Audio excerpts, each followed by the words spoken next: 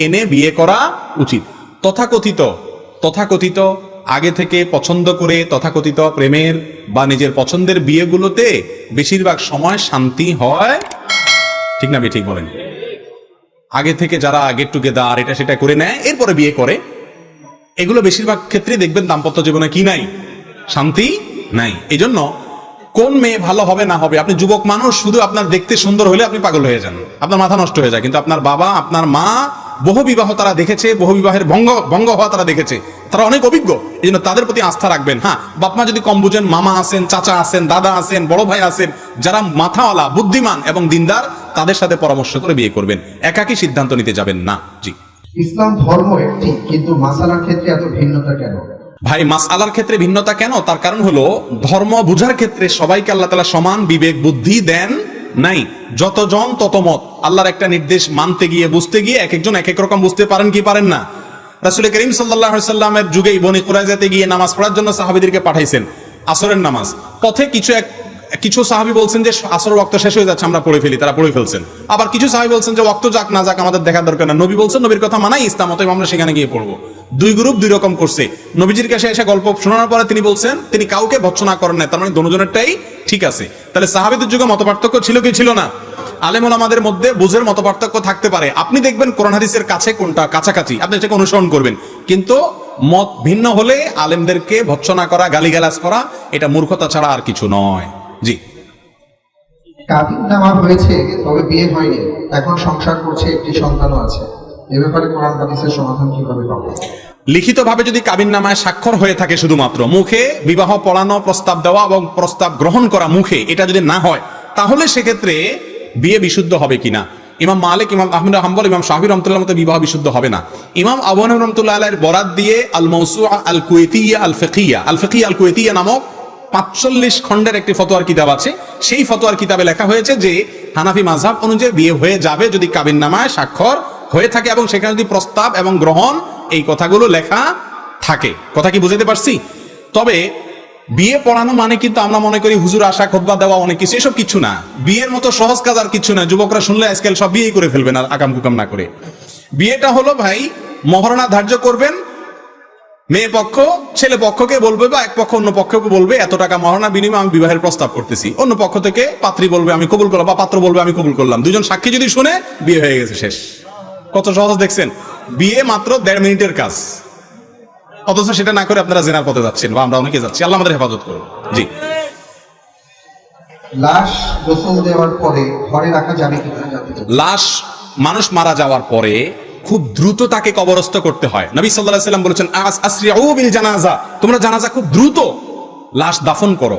এই জন্য মানুষ মারা যাওয়ার পরে গোসল দেওয়ার পরে দীর্ঘ সময় অপেক্ষা করা অনেকের জন্য এগুলো জায়েজ নাই, এগুলো নিষিদ্ধ কাজ। খুব দ্রুত কবরস্থ করা উচিত, বিলম্ব করা উচিত নয়। জি। কেউ যদি কারোর কোনো উপকার করে, তারপর যদি সে বলে যে আমি আল্লাহর রহমতে অমুকের উসিলায় উপকার পেয়েছি, এটা বলা যাবে কিনা, নাকি শিরক হবে?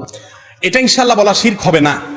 আমি অমুকের মাধ্যমে উপকারটা পেয়েছি, এটাকে সুন্দর হয়, মুসলমানের ইমানের সঙ্গে সঙ্গতিপূর্ণ হয় এভাবে বললে যে আল্লাহ তাআলা আমাকে অমুকের মাধ্যমে উপকারটা করিয়েছেন, আল্লাহ তাআলা আমাকে দিয়েছেন অমুকের মাধ্যমে, এটা বলা ভালো, এভাবে বলাটা উত্তম। তাহলে সেক্ষেত্রে ওই ব্যক্তিরও কৃতজ্ঞতা আদায় হয়, আল্লাহরও কি হয়, কৃতজ্ঞতা আদায় হয়। হাদিসে আছে মাল্লাম ইয়াশকুরিন নাস লাম ইয়াশকুরিল্লাহ, যে মানুষের কৃতজ্ঞতা আদায় করে না সে আল্লাহর কৃতজ্ঞতা আদায় করে না।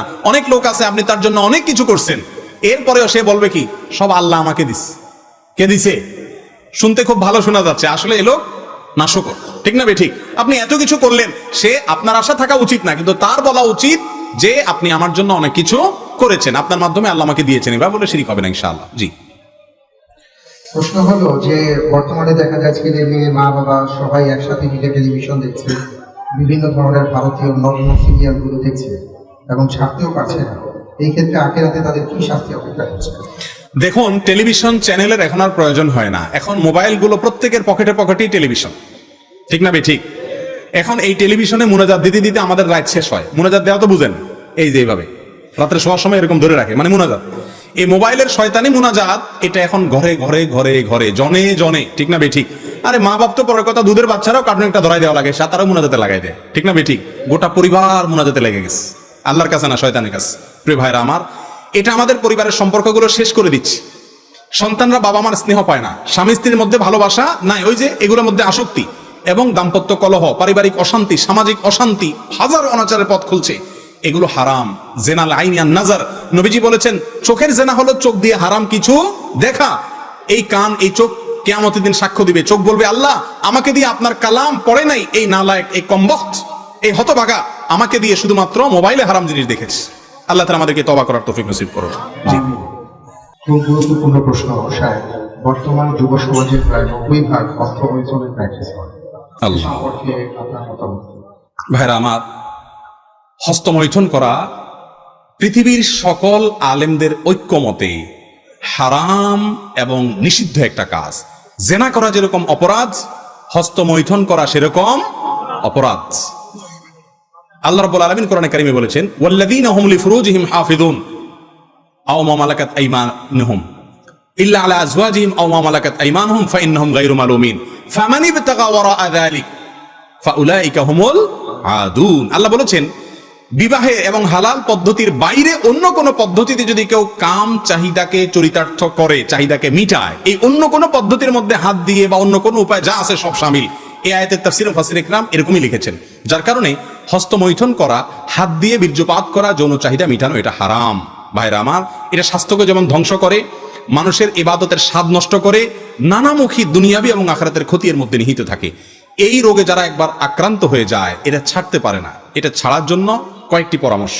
নাম্বার এক নম্বর পরামর্শ হলো যে অশ্লীল যে সমস্ত ফিল্ম, বিভিন্ন ধরনের ক্লিপ ইত্যাদি দেখার বদভ্যাস আছে, এগুলো থেকে দূরে সরে আসতে হবে। প্রয়োজনে ফেসবুকে যে সমস্ত পেজ থেকে এগুলো আছে সেগুলো আনফলো করতে হবে, ব্লক করতে হবে। যে সমস্ত আইডি থেকে আসে তাদেরকে ব্লক করতে হবে। করে আপনি আগে নিজের ভিতরে যাতে বাজে চিন্তা না আসে সেই জায়গাটা বন্ধ করতে হবে। 2 নম্বর করণীয় হলো নির্জনতা থাকবেন না। এটা হলো সবচেয়ে বড় উপায়। হস্তমৈথুন এটা বেশিরভাগ যুবকরা তখনই করতে পারে যখন তারা নির্জনে থাকে। এজন্য নির্জনে থাকবেন না, একাকী থাকবেন না, যথাসম্ভব মানুষের মধ্যে থাকার চেষ্টা করবেন। আর আল্লাহ তাআলার ভয়কে অন্তরে জাগ্রত করবেন। 7 শ্রেণীর যুবককে আল্লাহ তাআলা, 7 শ্রেণীর মানুষকে আল্লাহ তাআলা আরশের নিচে ছায়া দিবেন ভিআইপি প্যান্ডেলে। ভাইরা আমার, যেদিন সূর্য মাথার একেবারে কাছাকাছি থাকবে, টকবক করতে থাকবে মগজ, ভয়াবহ শাস্তির দিনে আল্লাহ তাআলার ভিআইপি প্যান্ডেলে আল্লাহ তাআলার ভিআইপি গেস্ট হিসাবে সেদিন ছায়া পাবেন। তাদের 7 ব্যক্তির ভিতরে এক ব্যক্তি হলেন শাবুন নাশাআ ফি ইবাদাতিল্লাহ। ওই যুবক যে তার যৌবন বয়সকে কালিমা মুক্ত রাখতে পেরেছে। ভাই, সংগ্রাম করতে হবে শয়তানের বিরুদ্ধে। আল্লাহ তাআলা আমাদেরকে হিম্মত করার তৌফিক নসিব করুন। মোবাইলে বাজে ভিডিও থাকলে ফরম্যাট করে ফেলবেন, বাজে ছবি থাকলে ডিলিট করে ফেলবেন, কোনো নায়িকা গায়িকার ছবি রাখবেন না, কোনো হিন্দি ফিল্মের ক্লিপ, বাংলা ফিল্মের ক্লিপ রাখবেন না, কোনো কিছু রাখবেন না। নির্জনতা থেকে বেঁচে থাকার চেষ্টা করবেন। আর মুত্তাকি পরেজগার ভালো মানুষ বন্ধুদের সাথে উঠা বসা করবেন, আল্লাহর কাছে সাহায্য চাইবেন, ইনশাআল্লাহ আল্লাহ তাআলা হেফাজত করবেন। ইনশাআল্লাহ। নামাজের মুসল্লাতে কাবা বা মদিনা শরীফের ছবি থাকলে সেই মুসল্লায় নামাজ হবে কিনা? নামাজের মুসাল্লাতে জায়নামাজে কাবার ছবি থাকলে, মদিনার ছবি থাকলে ওখানে নামাজ পড়লে নামাজ হয়ে যাবে, কিন্তু এটা অনুচিত। 2 কারণে অনুচিত। একে তো সেজদার জায়গায় যখন আপনার নজর থাকবে, ওখানে যদি কাবার ছবি থাকে অথবা মদিনার ছবি থাকে, তাহলে আপনার ওইটার দিকে মনোযোগ যাবে, বা অন্য কোনো ডিজাইন থাকলে ওটার দিকে মনোযোগ যাবে। যেন সাদা মাঠা জায়গায় নামাজ পড়া উচিত। এক্ষেত্রে একটা হাদিস আপনাদেরকে শুনাই। রাসূল করিম সাল্লাল্লাহু আলাইহি সাল্লামকে একটা কাপড় দেওয়া হয়েছে নামাজ পড়ার জন্য। সেই কাপড়টা অনেক রংচঙা, সেখানে অনেক ডিজাইন ছিল। তিনি বলেছেন, এটা সরাও এবং অন্য একটা ফ্রেশ কাপড় নিয়ে আসো যেটাতে কোনো কিছু নাই। তারপর তিনি সেটা বিছায় নামাজ পড়লেন। এই জন্য জায়নামাজের উপরে কোনো ডিজাইন না থেকে প্লেন থাকলে সেটাই নামাজ পড়া উচিত, উত্তম। তাহলে মনোযোগ নামাজের মধ্যে থাকবে। আর না হলে ডিজাইনের ওই প্যাঁচ গোস মাপবেন, গুনবেন বসে বসে নামাজের মধ্যে। কথা বুঝে আসছে? আর দ্বিতীয় কারণ হলো কাবা এবং মদিনার যে ছবি আপনি জায়নামাজে রাখছেন, এই জায়নামাজ যখন বসতেছেন একটু ঘুরে, তখন আপনার পাছার নিচে কাবা পড়তেছে, তখন আপনার পায়ের নিচে কাবা পড়তেছে, এটা কাবার প্রতি সম্মান প্রদর্শন হয় না। অনেকে বলে কাবার ছাদেও তো মানুষ উঠে, তাহলে পাড়াইলে অসুবিধা কোথায়? ভাই, সেটা তো দরকারে উঠছে। আপনি বিনা দরকারে কাবার ছবিকে কেন পাড়াইতে যাবেন? আপনার বাবার ছবিকে আপনি পাড়াইতে পারবেন? আপনার ভালো লাগবে? তাহলে কাবাকে কেন আপনি জায়নামাজে রেখে পাড়াবেন এবং মানে আপনার তার উপরে বসবেন? এই কাজগুলো করা উচিত নয়। প্লেন জায়নামাজের উপরে নামাজ পড়বেন। জি। মোহতারাম, প্রশ্ন হলো, মহিলারা যদি বাবার বাড়িতে সফর করেন তাহলে কি কসর সালাত আদায় করবেন? মহিলারা যদি বাবার বাড়িতে যান তাহলে সেখানে তারা কসরের নামাজ পড়বেন মুসাফির হিসাবে, না পুরো নামাজ পড়বেন? উত্তর হলো তারা কসরের নামাজ পড়বেন। তার কারণ হলো বাবার বাড়ি মহিলাদের জন্য মেহমানখানা। বিয়ের পরে তার মূল ঠিকানাটা কোথায়? স্বামীর বাড়ি। বাবার বাড়ি তিনি যাচ্ছেন এজ এ গেস্ট, মেহমান হিসাবে তিনি যদি সেখানে যান, আর সেটা যদি সফরের দূরত্বে হয়, আবার এক গ্রাম থেকে পাশের গ্রামে গেলেই কসর শুরু করে দিয়েন না। কসর হইতে হলে তো সফরের দূরত্ব হইতে হবে। এক জেলা থেকে আরেক জেলা অনেক দূরের সফর হইতে হবে। সফরের দূরত্ব যদি হয় তাহলে মেয়েরা বাবার বাড়ি গেলে কি পড়বেন? কসরের নামাজ পড়বেন। আর স্বামীর বাপের বাড়ি যদি যান আর সেখানে যদি স্বামীর আবাসন থাকে, আলাদা ঘর থাকার ব্যবস্থা থাকে, গ্রামের বাড়ির কথা বলতেছি, তাহলে সেক্ষেত্রে সেখানে পুরো নামাজ পড়বেন। আর নাহলে সেখানেও যদি আপনি মেহমান হিসাবে থাকেন তাহলে কসরের নামাজ পড়বেন। আর ছেলেরা যদি শ্বশুর বাড়ি যায় তাহলে তো অবশ্যই কসর পড়বে, কারণ ছেলেরা তো শ্বশুর বাড়ি একেবারে অন টাইম মেহমান, ঠিক না ঠিক? অতএব তারা সেখানে গিয়ে কসর নামাজ পড়বে। জি। ফেসবুকে ছেলে বা মেয়েদের অনেক ছবি আপলোড দেওয়া হয়, এই ক্ষেত্রে ইসলাম কি বলে? ছেলেদের ছবি তো আইডেন্টিটির জন্য দেওয়া যেতে পারে, যেহেতু প্রিন্ট হওয়ার আগ পর্যন্ত অনেক ওলামাদের মতে ছবি তোলা জায়েজ আছে, প্রয়োজনের ভিত্তিতে একটা প্রয়োজন, আইডেন্টিটির প্রয়োজন, পরিচিতির প্রয়োজন। কিন্তু মা বোনরা প্রোফাইল পিকচার হিসাবেও নিজেদের ছবি সেট করা জায়েজ নাই, কারণ ফেসবুক এখনো বাধ্যতামূলক করে নাই আপনাকে যে আপনার প্রোফাইল পিকচার দিতে হবে বা ফেসবুকে যেতে হবে, এমন কোনো ফরজ ওয়াজিব না। অতএব মেয়েরা যদি নিজের যে কোনো ছবি, উন্মুক্ত কোনো ছবি, সেটা মুখ খোলা হোক অথবা যেভাবেই হোক, এটা যদি ফেসবুকে আপলোড করেন প্রোফাইল পিকচার হিসাবে, অথবা এমনি আজকাল দেখা যায় যে এমনিতেই ফুর্তি পার্তার ছবি, একটু ওই হোটেলে দুজন মিলে একটু এক কাপ কফি খাইছে, ওইটাও ছবি তুলে দেয় অমুক হোটেলে খাইতেছে। মানুষ এমন বেহায়া হয়েছে আজকাল যে আপনি যেভাবে কফির ছবি তুলে দিতেছেন মনে হয় কফি আপনার 14 গোষ্ঠী চোখে দেখে নেই, কারণ যে সকাল বিকাল খায় সে তো এটা ছবি দেওয়ার কথা না ফেসবুকে। এটা মহিলা পুরুষ না, এক্ষেত্রে একই হামাম মে সারে নাঙ্গে, এক্ষেত্রে সবাই এক, ঠিক না ঠিক? তো এই জন্য এই কাজগুলো করা যাবে না। বিশেষ করে মা বোনরা অনেক দায়িত্বশীল হতে হবে। আর ছেলেরাও অযথা সেলফি, আপনার ওই হোটেলে খায় ছবি, আরে পরোটা একটা প্লেটে আছে ওইটাই ছবি তুলে দিয়ে দিচ্ছে, খাইতেছে, 14 গোষ্ঠী মনে হচ্ছে পরোটা চোখে দেখে নেই, এগুলো উচিত না, ভুল কাজ। জি। একটি যুবক যে শতকের ঊর্ধ্বে ব্যভিচার করেছে, সে কি তওবা করে জান্নাতে যাওয়ার আশা করতে পারে? তার কি কোনো ক্ষমা হবে? আল্লাহু আকবার।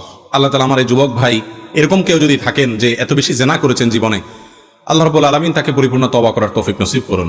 ভাইরা আমার, আল্লাহ তাআলা কোরআনে কারিমে বলেছেন, লা তাকনাতু মির রাহমাতিল্লাহ ইন্নাল্লাহা ইয়াগফিরুয যুনুবা জামিআ। তোমরা আল্লাহর রহমত থেকে আশা ছেড়ো না, আল্লাহ তাআলা সকল অপরাধ মাফ করে দিবেন। যদি শিরকে আকবার না করে থাকেন, এমনকি শিরকে আকবারও যদি করার পরে আপনি মাফ চান, তওবা করেন, আল্লাহ সেটাও মাফ করে দিবেন। অন্যের হক যদি মেরে থাকেন তাহলে সেক্ষেত্রে তারটা ফেরত দিতে হবে, তারপর আল্লাহর কাছে মাফ চাইলে সেটাও আল্লাহ তাআলা মাফ করে দিবেন। এই জন্য যদি কোনো যুবক জীবনে অনেকবার জেনা করেছেন এমন হয়, আশা ছাড়বেন না যে আপনাকে আল্লাহ তাআলা মাফ করবেন না। অবশ্যই সেও যদি তওবা করে, তওবায়ে নাসুহা, তওবায়ে নাসুহা বলতে ওই তওবাকে বলা হয় যেই তওবা হলো খাঁটি তওবা, যেই তওবা জীবনে আর ভঙ্গ করে না, মরণ পর্যন্ত ধরে রাখতে পারে, আর জীবনে সেই কাজে আর সে যায় না। এরকম খাঁটিভাবে যদি কেউ তওবা করতে পারে, আল্লাহ রাব্বুল আলামিন তার সব গুনাহ মাফ করে দিবেন ইনশাআল্লাহ। ডক্টর খন্দকার আব্দুল্লাহ জাহাঙ্গীর রাহমাহুল্লাহ বলতেন, ইবলিসের স্কুলের প্রথম ক্লাস হলো মানুষকে নিরাশ করা। না আমার গুনাহ আল্লাহ মাফ করবেন না, না আমার আর বোধহয় কোনো রক্ষা হবে না, এগুলো শয়তান বলে। কখনো এগুলো শয়তানের কথা বিশ্বাস করবেন না। আল্লাহ তাআলা সকল গুনাহ ইনশাআল্লাহ মাফ করতে পারেন। আবার আল্লাহ মাফ করতে পারেন সেই আশায় একের পরে গুনাহ করতে থাকবেন না। আগে কিছু আপনার পাওয়া যেত, ওই যে আপনার মলম পাওয়া যেত মেঘনা ঘাটে যখন ব্রিজ হয় নাই, আমি নিজেও দেখেছি যে ওই মলম যে বিক্রি করতে একটা চাকু নিত, নিয়ে হাত এরকম পোজ দিত, দিয়ে বলতে দেখছেন এই যে রক্ত বাইরে গেছে, আবার মলম লাগাতে দেখতেন সাথে সাথে বন্ধ হয়ে গেছে, এবার সবাই নেওয়া শুরু করে দিত। তো কারোর বাসায় ওই মহাসিন্দুর মলম না কি বলে, এই মলম আছে সেজন্য সে ভালো হাত চাকু দিয়ে কাটবে কোনো বুদ্ধিমান? আমার বাসায় মলম আছে অতএব মলম লাগাই ফেলবো, সে আশায় হাত কাটা এই ব্যক্তিকে আপনি বলবেন পাগল, ঠিক না ঠিক? আরে ভাই, মলম তো হাত ভুলে কেটে গেলে তখন লাগাইতে হয়। তওবা আছে এই জন্য আমি গুনাহ করে যাব, এটা হলো ওই ব্যক্তির মতো পাগলের কাজ। আপনারা কে বলেছে যে সে সুযোগ আপনার হবে না হবে? এই জন্য যুবক ভাইরা, যদি জেনা করেও থাকেন আল্লাহর কাছে খাঁটি অন্তরে তওবা করবেন, লজ্জিত হবেন, মাপ চাইবেন, নিজেকে নিয়ে ভৎসনা করবেন, আর জীবনে কখনো সে পথে যাবেন না, ইনশাআল্লাহ আল্লাহ তাআলা মাফ করে দিবেন। মহিলাদের তালিম করা যাবে কিনা, জায়েজ কিনা? মহিলাদের তালিম করা যাবে কিনা, তালিম মানে হলো শেখানো, কোরআন হাদিস শেখানো। পুরুষদের যেরকম জায়েজ মহিলাদেরও জায়েজ, মৌলিক কথা এটা। বরং মহিলারাও কোরআনে কথা বলবে, হাদিসের কথা বলবে, নিজেদের মধ্যে ইসলাম প্রচার করবে। আল্লাহ তাআলা কোরআনে কারীমে বলেছেন, আল মুমিন ওয়াল মুমিনুনা ওয়াল মুমিনাত বা'দুহুম আউলিয়াউ বা'দ ইয়া'মুরুনা বিল মা'রুফ ওয়া ইয়ানহাউনা আনিল মুনকার। নারী পুরুষ একে অন্যের অভিভাবক, একে অন্যের পরিপূরক, বন্ধু। অতএব তারা উভয়, নারী পুরুষ সবাই সৎ কাজের আদেশ দিতে হবে, অসৎ কাজের বাধা প্রদান করতে হবে। শুধুমাত্র মহিলা পুরুষরাই করবে, মহিলারা করবে না তা না। তবে হ্যাঁ, মহিলারা মহিলাদের মধ্যে করবে। আজকাল আবার অনেক এলাকায় মাহফিল শুরু হয়েছে, পুরুষদের মধ্যেও মহিলারা ওয়াজ করে। আবার ইউটিউবে অনেক মহিলার ওয়াজ পাওয়া যায়, লা হাওলা ওয়ালা কুওয়াতা ইল্লা বিল্লাহ। মহিলার ওয়াজ থাকলে ওয়াজ শুনবে না, আওয়াজ শুনবে বসে বসে। কি বলেন? পুরুষ যদি মহিলার ওয়াজ শুনে, ওয়াজ তো শুনবে না, শুনবে কি? আওয়াজ। আওয়াজ শুনে হারাম মজা নিবে, ঠিক না ঠিক? ওয়াজে কোরআন তেলাওয়াত করতে হয়, কোরআন তেলাওয়াতে সুন্দর করে বলতে হয়। আল্লাহ তাআলা কোরআনে বলছেন তাদেরকে ফালা তাখদানা বিল কওল, কোমল কণ্ঠে কথা বলো না। এই জন্য মহিলারা নিজেদের মধ্যে তালিম করবে, দাওয়াতি কাজ করবে। সফরের দূরত্বে যেতে হলে মাহরাম সাথে নিয়ে যেতে হবে। আর নিজেদের মধ্যে তালিম করলে, এলাকার মধ্যে তালিম করলেও বাবা, স্বামী, সংসার, সন্তান তাদের হক আদায় করে তারপরে করতে হবে। এবং অভিভাবক যদি নিষেধ করে তাহলে তার জন্য ফরজ না বাড়ি বাড়ি গিয়ে তালিম করা। ব্যালেন্স করতে হবে, তালিমও করবেন আবার সংসার, অভিভাবকের নির্দেশ এগুলো মেনে চলবেন। অনেকে বলে দূত অভিভাবকের কথা